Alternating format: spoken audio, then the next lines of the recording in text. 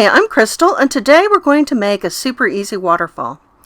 So I'm cutting the base using a spine die. This is from Tonic, my memory book. They sold a ton of these, so you may have one or a similar journal die. If you do not have this particular die, a large rosette die would do the same thing. And of course, you could also do the same thing with a scoreboard. Basically, whether you're using a die or a scoreboard, all we're doing is putting score marks at regular intervals across a base. So however you do it, we're just getting to the same place, regularly spaced score marks on the base. Once you've got your base with the score marks, then you're going to fold it into a particular pattern, and that is a flat, and then the next two pieces are a mountain, and then a flat, and a mountain, a flat, a mountain, until you get to the end of the paper. So the mountains are going to be the base for our waterfall, and that is the entire concept right there. So I'm going to take my spine die and cut it in half because I don't need it to be quite so wide, and then I'm going to do the gluing.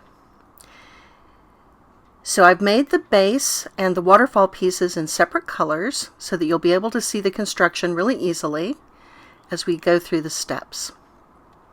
So once I've cut the base in half and I've folded at the score marks, I'm just going to glue the mountains so that they make the pieces for our waterfall. So I've got a flat, and then I'm folding two pieces together to make the mountain. And I like to put a little clip on them just while the glue grabs. So I'm going to do that on all of the mountains. Just a little bit of glue to make that mountain into the flat. So I do like liquid glue for this project rather than double-sided tape. I find the liquid glue to be economical and quite permanent. Sometimes tape runners will give up the ghost after a while, particularly in a hot climate like the one that I live in. So once we've got all of our flaps attached, I'm going to take two of the flat pieces from my two halves and just glue those one over the other. So now I've got all my flaps, I've glued all my mountains, and now I've got the same number of waterfall pieces as I have mountains. So I've used a die to make them all the same size, but of course a paper trimmer is going to work.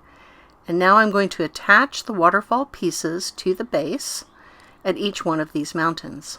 I'm going to use liquid glue again, and I find that it's easier to do this starting from the bottom. So that way you're not obscuring the next mountain that you're trying to attach the waterfall piece to. So I'm going to attach my little waterfall to the mountain. Make sure that the sides are even, and I'm going to make sure the sides are even as I attach each piece. So again, I am going to use a little paperweight just to make sure that the glue has a second to grab before I move on to the next piece. But that is really just how easy it is to build a waterfall without really any special supplies, particularly. And so you can see my white waterfall pieces on that gray base. Very nice and even, and very quick and easy project. So I hope that you will give it a try, and I thank you for joining me today. Have a great one.